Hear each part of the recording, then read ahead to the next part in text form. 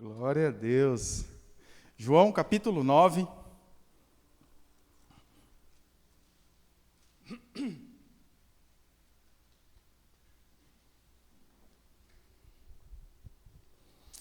Louvado seja Deus, muito bom estarmos aqui. Um dia quente em Ponta Grossa. Olha, pode uma coisa dessa?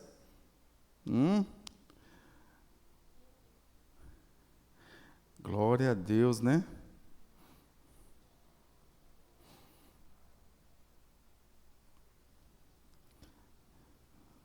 Louvado seja Deus. João, capítulo 9.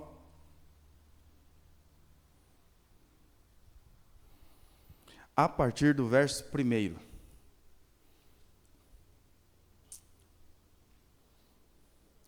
Você que pode, da forma que você está, feche seus olhos. Eu quero orar. Pai, nós te agradecemos nessa noite. Obrigado, Senhor, por tudo que temos recebido de Ti. Pelo zelo, cuidado, longanimidade. Sim, Deus.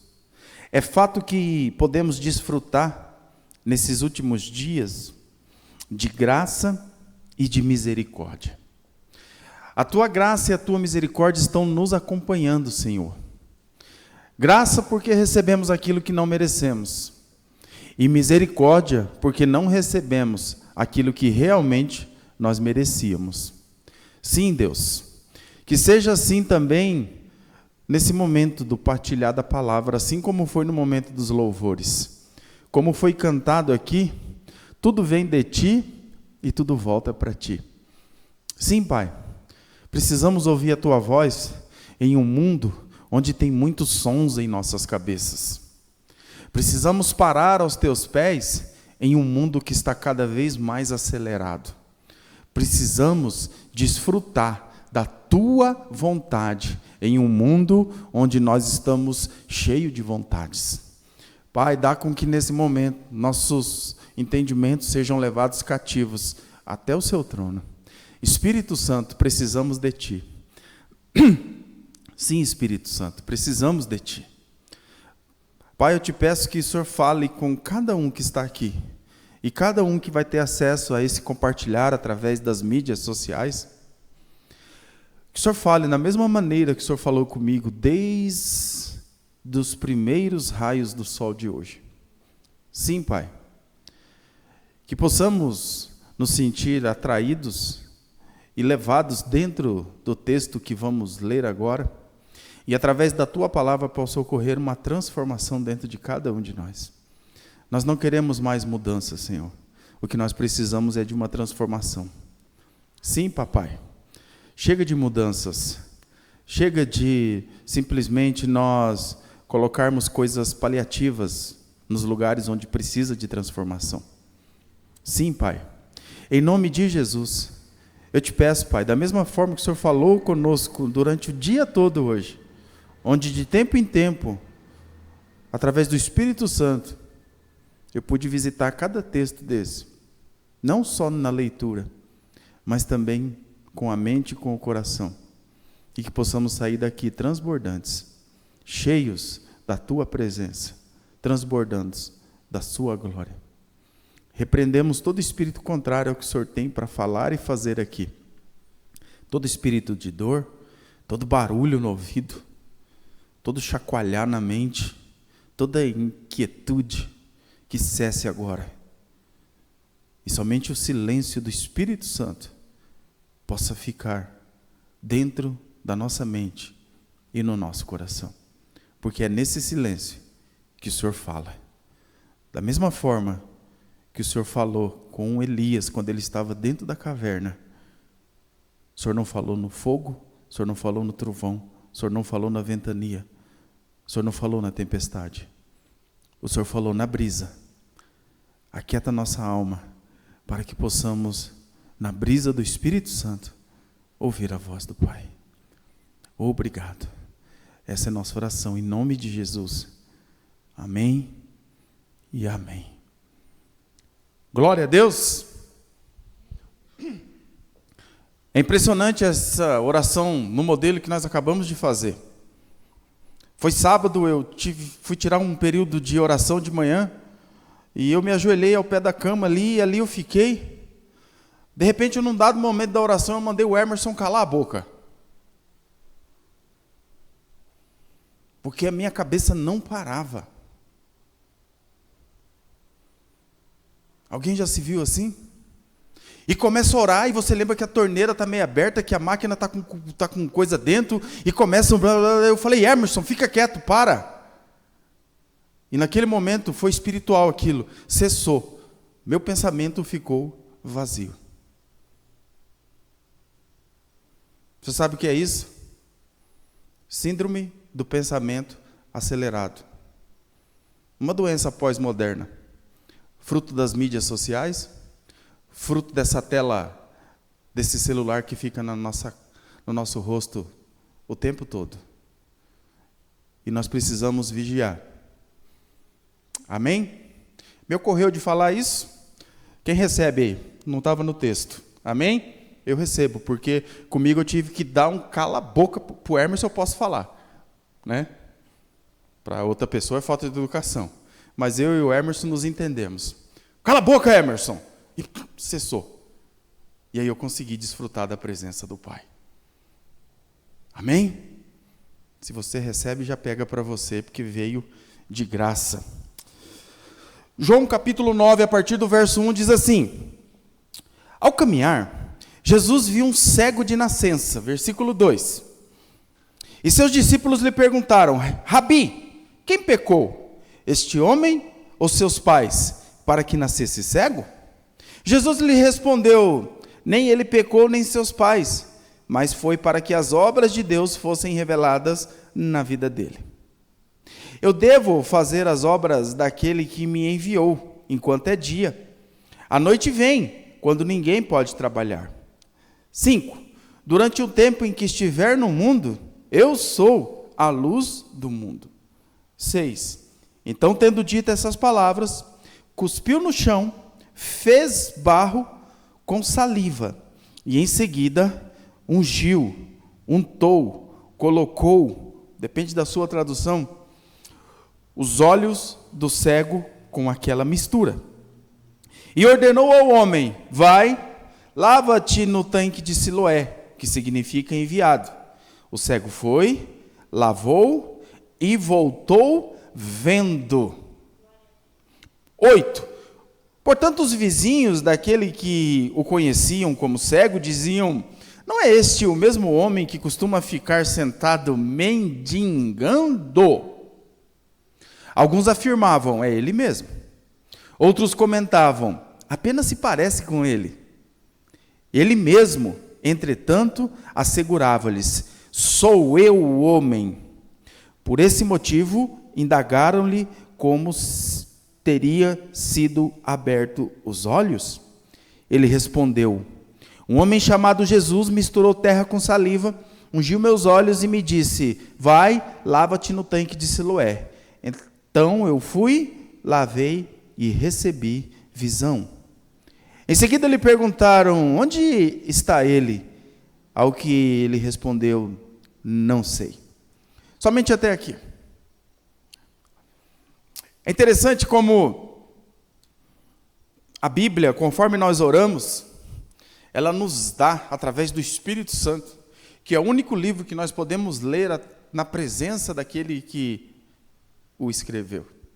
É a Bíblia. E conforme eu orei aqui, à medida que nós vamos entrando dentro dessa Bíblia, à medida que nós vamos nos aventurando a percorrer esse caminho, nós vamos adentrando a palavra e parece que nós estamos lá, vendo aquilo acontecer. Isso só é possível através do Espírito Santo que está atuando hoje na terra.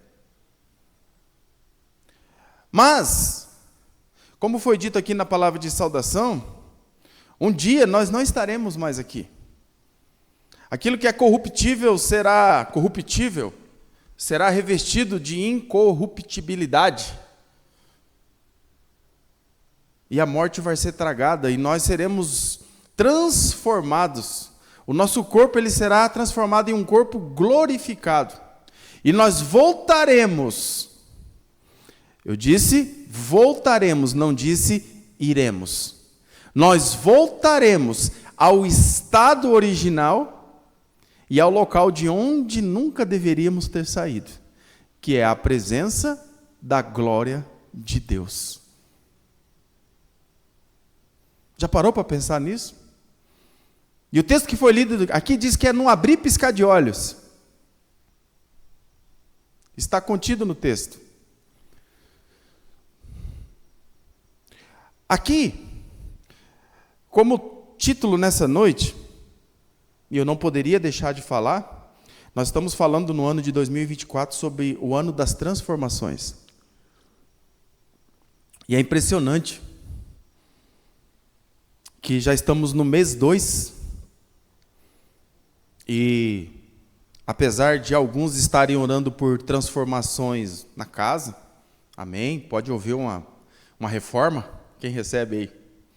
De uma transformação no carro, pode trocar a chave, vir uma mais nova, pode vir uma transformação na conta do banco, sair do vermelho e para o azul, pode vir uma transformação no limite do cheque especial, pode vir várias transformações, mas estamos no mês 2. E eu, Emerson, não consigo pensar em nenhuma transformação ainda, porque o ano que está escrito, a promessa é o ano das transformações. Já percebeu lá na promessa desse ano? Das transformações. Então são várias áreas que serão transformadas, mas eu, Emerson, ainda não consegui sair da primeira. Eu, Emerson, ainda não consegui ir para as outras. Eu ainda estou ali. Porque essa é a mais difícil. Eu acho que se nós conseguirmos fazer essa, acho que as outras vai ser, como diz o ditado, fichinha. E aqui, como título nessa noite, então, eu quero te desafiar. O tema dessa noite é uma pergunta. Transformação ou estado original?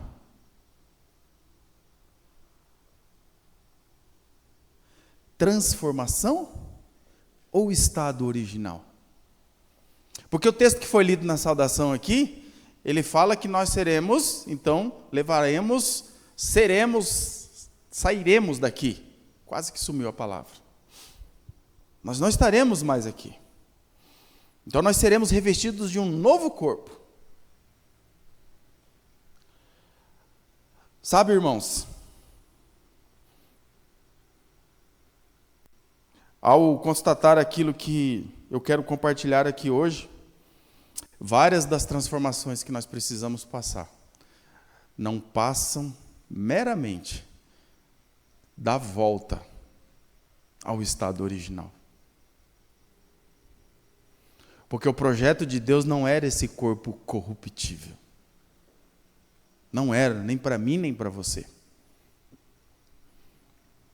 Então nós observamos aqui, nesse texto, que existia uma cultura na época. E a cultura da época fez com que os discípulos fizessem aquela pergunta que ainda hoje é feita de outras formas, mas ela ainda é feita. Mestre, quem pecou? Aquele cego ali ou os pais dele? Porque algum BO tem. Se fosse na linguagem de hoje, seria isso. Lembra de Jó? Essa história ela faz um contraste com a história de Jó. Começaram a procurar erros em Jó. Ele começou a procurar, ele começou a se indagar. Então, irmãos,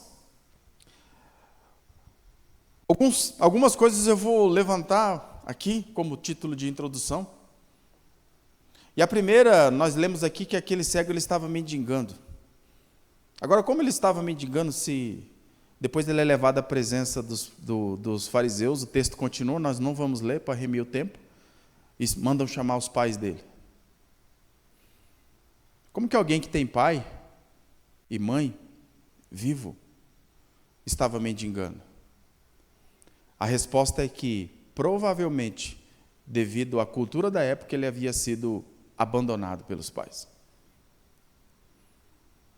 Os pais, quando os filhos nasciam com defeitos físicos, deficiências, falar aqui senão vão me cancelar pelas redes sociais, com alguma deficiência, os pais tinham responsabilidades perante a lei da época até os 13 anos. Dos 13 anos em diante, eles podiam soltar.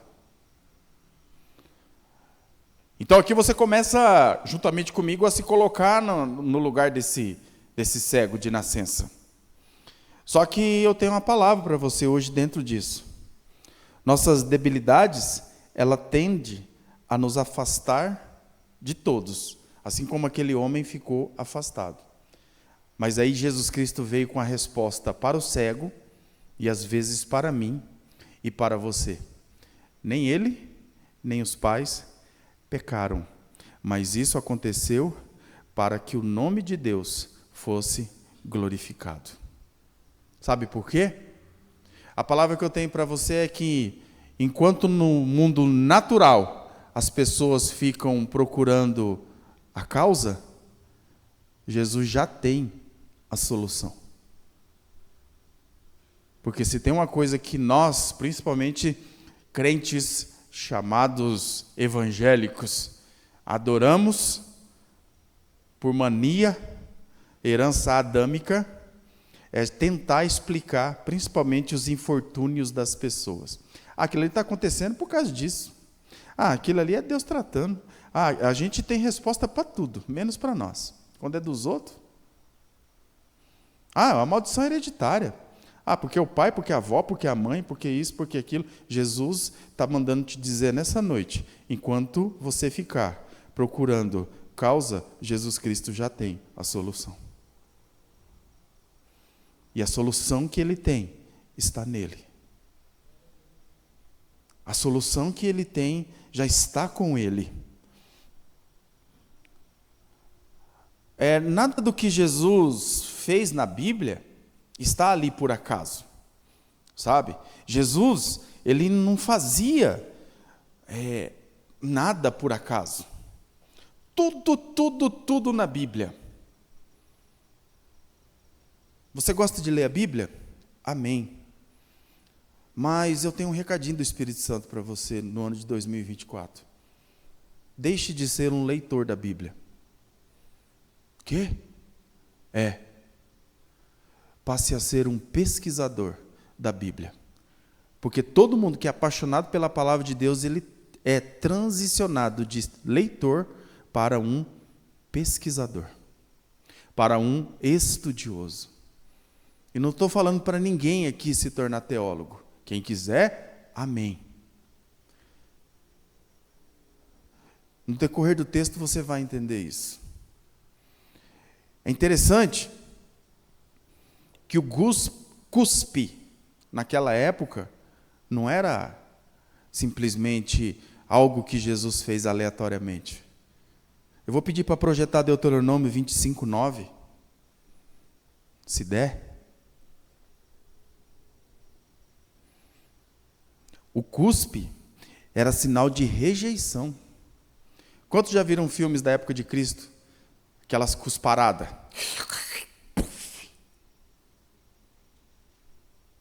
Não era simplesmente uma maldade, era porque tinha um sentido. Então a cunhada se aproximará dele na presença dos anciãos, tirar-lhe-á uma das sandálias dele, cuspirá em seu rosto e fará essa declaração: é precisamente isto que se faz contra um homem que não dá a seu irmão descendentes em Israel.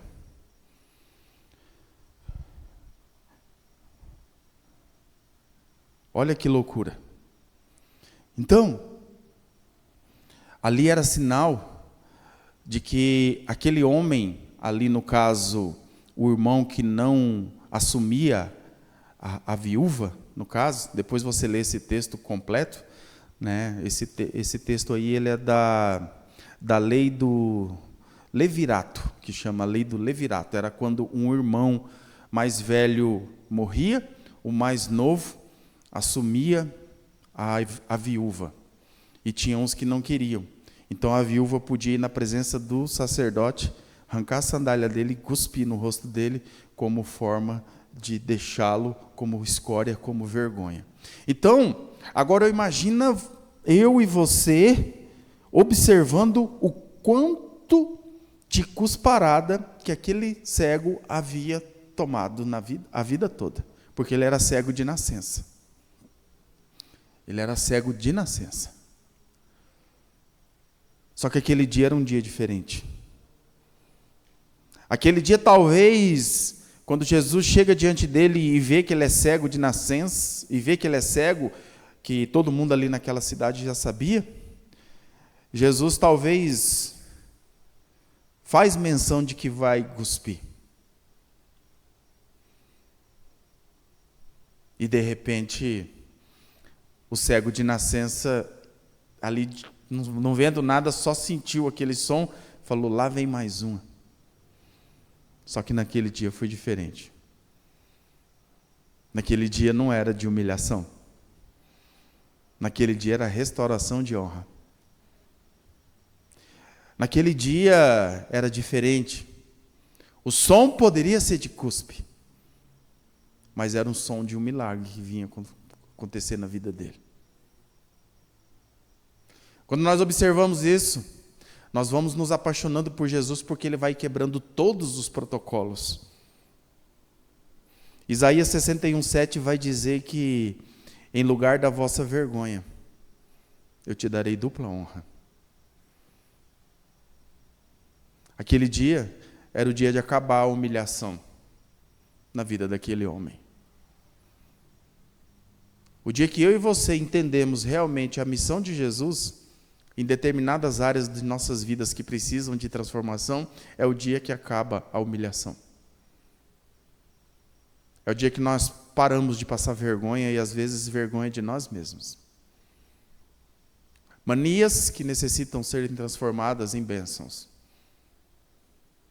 Porque se tem uma coisa que todo mundo precisa e eu me coloco no meio, são curas em determinadas áreas das nossas vidas. Você nunca vai me ver aqui nesse altar pregando perfeição. Minha não. Posso pregar a sua, do pastor Josmar, mas minha não consigo. E não é falsa humildade, não.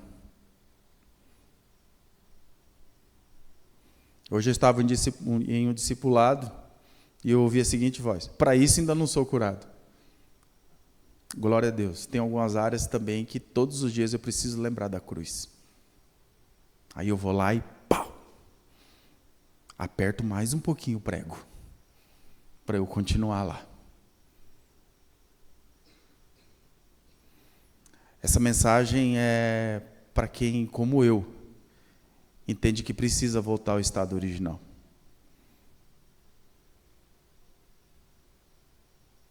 Hoje o Senhor quer nos voltar um pouquinho mais ao estado original. Aquele homem, quando acabou a humilhação, ele foi transformado. E a pergunta que eu te faço é: será que ele foi transformado? Ou será que ele voltou ao estado original? E você vai entender agora. Depois dessa introdução, nós vamos entrar na mensagem. O barro foi o retorno ao estado original, para aquele que fora chamado de coroa da criação. Você sabia que a Bíblia chama você e eu de coroa da criação?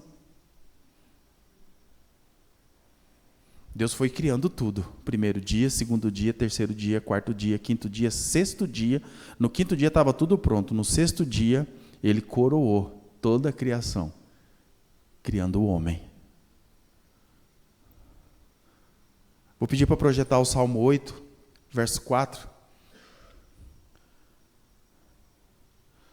Para nós entendermos que nós somos coroa da criação.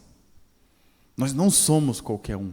Nós não somos um acidente do acaso. Nós não somos um quase aborto que viveu. Nós não somos frutos de um sexo feito rapidinho. Nós não somos frutos de um sexo feito sob abuso. Nós não somos frutos de uma explosão cósmica. Nós somos a coroa da criação. O salmista diz assim, pergunto, no versículo 3 ele vai dizer assim, quando olho, projeta o 3 por favor, Samuel. O salmista contemplando, ele diz, quando ele olha e admira os céus, obra dos seus dedos, a lua e as estrelas, e tudo que ali estabelece, primeiro ele vê tudo grande, aí no 4 ele diz assim, pergunto, que é o homem, para que dele te importes? E o filho de Adão, para que venhas e visite? Continua. No entanto, tu fizestes um pouco menor do que anjos, e o coroaste de glória e de honra. Me ajuda? Só um pouquinho. Olha para a pessoa que está ao seu lado e diz assim, você é a coroa da criação. Você não é um acidente de percurso. Quantas coroas da criação que estão andando aí pelo mundo, frutos de abuso, que a mãe tentou abortar e não deu? Se minha mãe tivesse ouvido o meu pai, segundo ela, eu não estaria aqui. Mas graças a Deus foi só um relance que ele teve, e eu, como primogênito, fui privilegiado. Tem os percalços de ser o primogênito, né? Mas eu fui privilegiado. Louvado seja Deus por isso. Mas você é a coroa da criação. A verdadeira transformação de Cristo, então, é nos trazer ao estado e plano original de Deus. Às vezes eu estou lá em casa, querido, só abrir uma... Como eu tenho vontade de chegar aqui nesse tipo de mensagem, começar a gritar, começar a esbravejar. Aí chega aqui, eu não consigo.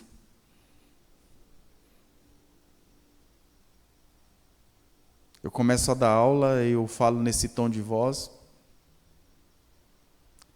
Hoje, enquanto eu imaginava tudo isso, eu me vi aqui andando de um lado para o outro, falando que você é a coroa da criação.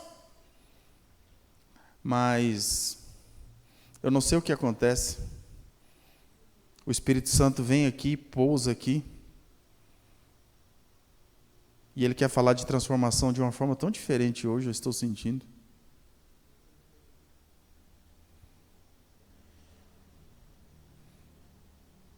Ele quer te afirmar tanto, como coroa da criação. Ele quer te mimar tanto, te afirmar tanto, a ponto de, como o pastor Josmar disse no culto de domingo, quando nós olhamos para a cruz, nós temos que ter vergonha do pecado.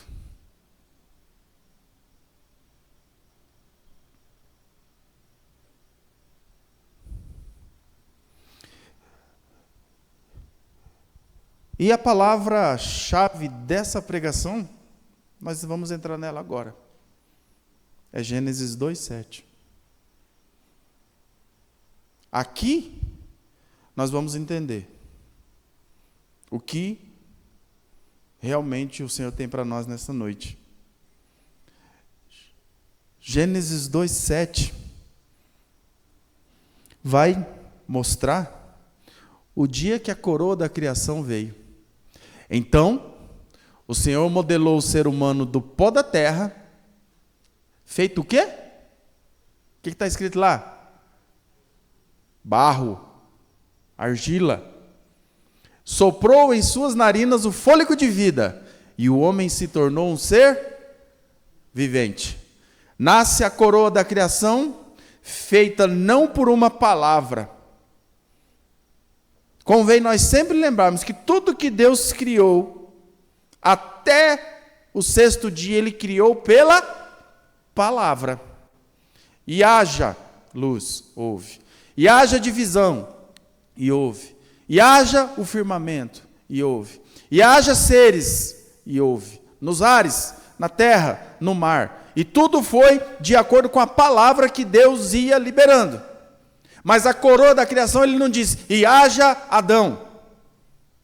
Não, na coroa da criação ele desce, o pé dele toca o chão. A Bíblia diz que ele fez do pó da terra, argila, fez um boneco de barro e soprou nele o fôlego da vida. De novo, você não é um acidente de percurso, você é coroa da criação, criado para louvor da glória do nome dele. A coroa da criação, feita pela mão dele, foi feita de quê? De barro. Aquele homem que havia, naquela época, 2000 anos atrás, nascido cego. Então a coroa da criação precisava, vamos chamar, de uma restauração, para ele voltar ao seu estado original.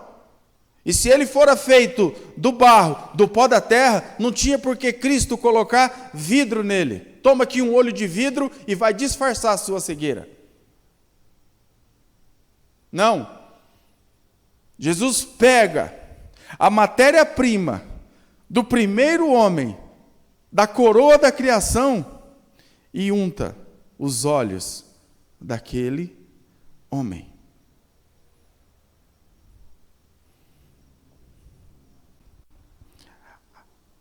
Então, irmãos, aquilo que acontece na Bíblia, um simples cuspe, no dia de hoje é loucura, mas naquela época, conforme eu disse, era sinônimo de rejeição, era sinônimo de maldade do coração das pessoas. Mas Jesus Cristo, ele chega, ele não procura o culpado, ele traz a solução. Ele entendeu que aquele homem, além de uma transformação, ele teria que voltar ao seu estado original. E a pergunta que eu te faço hoje, as suas manias, os seus vícios, eu estou falando vícios, existem os ilícitos e existem os lícitos, existem os vícios dos crentes, existem os vícios das pessoas que se dizem santarrões, que também são cheias de vício. Às vezes nós achamos coisa errada de vício. Não. Sabe, eu acho, presta atenção, crente. Então nós precisamos entender, será que tudo isso que desagrada o coração do Pai é o estado original? Repita comigo, não. Não. Então a transformação que nós precisamos, a transformação que o Senhor quer trazer à luz para nós hoje é, volte ao estado original. E qual é o estado original? Como eu voltarei ao estado original? Repita comigo, imitando Cristo. Está doendo, querido? Ou eu posso continuar? Dá para continuar? Porque não repete. Imitando Cristo, fala comigo. Aleluia! Porque ele veio aqui, ele andou aqui há 2000 anos atrás, uma das funções dele, além de nos trazer a salvação, era que nós pudéssemos vê-lo, através dos nossos ascendentes lá, os homens que o viram há 2000 anos atrás, e pudessem começar a imitá-lo. Ele diz, quem vê o Pai, vê a mim. Olha, Felipe, eu estou com você há tanto tempo e você pergunta, mostra-nos o Pai. Quem vê a mim, vê o Pai. Então não tem por que vocês perguntar, mas e o caminho? Eu sou o caminho, eu sou a verdade, e eu sou a vida. Então Jesus, ele veio aqui para ser o exemplo do segundo Adão. O primeiro Adão erra no jardim. O segundo Adão vem e obedece no jardim do Getsêmani. O primeiro Adão cai. O segundo Adão levanta na cruz. E é esse segundo Adão que veio e diz, imita. Sede meus imitadores. É isso que nós precisamos entender nessa noite. Eu já estou caminhando para o final. Jesus, ele quer nos levar ao estado original. Assim como aquele cego passou a desfrutar da liberdade plena, nós também voltaremos a desfrutar de uma liberdade plena. Eu sou livre em Jesus.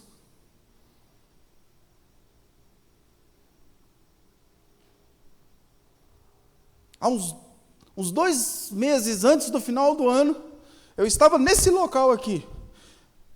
E no meio da ministração, da pregação, o Senhor falou, fala isso. Eu falei, meu Deus, e não estava no estudo. E eu disse, o ano que vem não será um ano fácil. Mas vai ser o ano que vai se cumprir. Malaquias 3:17. Então vereis a diferença entre o justo, entre o ímpio, entre aquele que serve e aquele que não serve a Deus. Sabe por quê? Tá fácil 2024? Não dá. Mas nós estamos aqui para sermos fortalecidos. E aí o Senhor vai fazer a diferença. Quem faz a diferença é o Senhor. É Ele que quer me destacar, quer te destacar lá no emprego. É Ele que vai fazer com que 1000 caiam ao teu lado, 10.000 à tua direita, mas você não será atingido. Não interessa se o pacote de arroz foi para 38, se você comprava 2 por mês, você vai continuar comprando 2 por mês. Você não depende de nenhum governante, temos que orar por eles, mas quem te sustenta é o Senhor. Voltar ao estado original, vamos voltar aqui para a pregação. Voltar ao estado original é voltar à nossa essência que nos faz bem, que faz com que aqueles que fiquem ao nosso redor também fiquem bem. Agora você vai me perguntar, pastor Hermes, você falou que está acabando, e como? Tudo isso que o senhor falou, gostei da história do cuspe, gostei da história, olha, foi lá no Éden, o Adão do barro, o mesmo barro, então foi no olho, não poderia ser vidro, não poderia ser uma cadeira de roda, não poderia ser piso tátil, nem uma varinha para ele ir andando, não podia, tinha que ser o barro, porque tinha que voltar ao estado original, mais do que uma transformação. Legal, pastor, mas como eu vou conseguir isso? Nós estamos em um ano de transformações. Para que as transformações aconteçam, nós precisamos de uma coisa. E o que eu vou falar agora eu deixei para o final, porque não é fácil. Como sempre. Se renda. Se renda. Eu tenho uma pergunta para te fazer. Enquanto eu orava, essa pergunta só pode vir do Espírito Santo. Quantos obedientes nós temos aqui?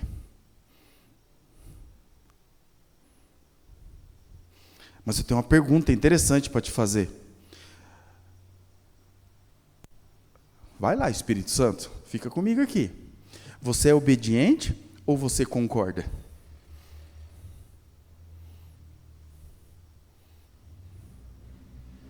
Obedecer não é concordar. Concordar é efeito manada. Vamos todo mundo. Afinal de contas, o pastor Josmar falou que tem que estar aqui tal dia, eu concordo, tem que vir, eu venho. Isso é concordar. Obedecer é quando mexe no calo e você tem que ir, às vezes, até contrariado. Você tem pastor que ora por você, você tem discipulador que põe a mão na sua cabeça a cada 15 dias. Você tem uma igreja para congregar. Você tem irmãos em Cristo que podem te consolar. Então, qualquer coisa que sai, qualquer convite ou convocação que sai do seu pastor, é um convite a se render e obedecer, não somente concordar. A Bíblia pede homens obedientes. Ela não chama ninguém para concordar. Por isso que o nome diz Evangelho do Reino de Deus. Você sabe por que esse Evangelho do Reino de Deus já tem mais de 2000 anos? Sabe por quê? Porque ele não se chama Evangelho da democracia de Deus. Ele se chama Evangelho do Reino de Deus. Reino tem um rei e o rei tem os seus súditos. Se fosse Evangelho da democracia de Deus, não tinha passado do primeiro século. Porque todo mundo ia ter uma coisa, é democracia, então vamos votar. Não, porque eu não concordo. A parede da igreja está pintando a grade, ele agora é de marrom, mas podia ser prata, podia ser alumínio. Vamos para a votação, vamos para a democracia. Não, o evangelho do reino de Deus é imutável. Deus trabalha com princípios. Deus está nos chamando para voltar ao estado original. Só que isso requer de nós, para o ano de 2024, obediência, não somente concordar. O Espírito Santo já te fez tanto cafuné nesses 40 minutos, 30 minutos que eu estou aqui, 32 minutos que eu estou aqui. Ele já te fez tanto cafuné e ele deixou essa palavra para te trazer, para te localizar para o final agora. Você é a coroa da criação. Ele quer te levar ao estado original. Sabe, queridos, você não é cópia da cópia. Ah, é o pai escorrido, é o pai em tudo, é a mãe em tudo. Olha, nós falamos isso no nosso lado humano, mas nós não somos a cópia do nosso pai. Nós não somos cópia da cópia. Nós somos original do original. Uma vez eu fui cortar madeira, aí eu peguei e fiz uma matriz. E como não tem ferramenta, você vai no serrote. Aí eu peguei a matriz, vamos supor, quem aqui já fez isso vai entender o que eu estou querendo dizer. Aí você faz uma matriz de 20 centímetros. Aí você coloca ela e vai serrar o outro com 20. Se você não continuar com a matriz e pegar aquela que você cortou, elas vão aumentando. É ou não é os pedreiros que estão aqui? Você tem que... Então, você corta, a que você cortou, você joga no chão e pega a matriz que está na sua mão e coloca lá. Eu faço carteiras de couro, faço artesanato. É a mesma coisa, eu tenho a matriz e quando eu vou fazer um monte de carteiras do mesmo modelo, eu pego a matriz. Se eu pegar a matriz, só tirar o primeiro e depois eu ir usando o couro, não. Eu faço com a matriz de acrílico. Onde eu quero chegar? Nós não somos cópia da cópia. Nós somos original do original. Em nós não tem sombra de variação, não pode ter. Nós temos que nos parecer com Jesus Cristo de Nazaré. Bom seria que chegasse nos nossos filhos e perguntasse assim, com quem você quer parecer? Hoje em dia as crianças, quero parecer com Neymar. Nós temos que nos parecer com Jesus Cristo de Nazaré, porque nós somos original do original. Você não é cópia da cópia. Eu não sou cópia da cópia. Amém, irmãos? Caminhando para o final. Olha que interessante. Sua Bíblia está aberta? João 9? Você obedece ou você concorda? Tem respaldo bíblico, não é xaropice do pastor.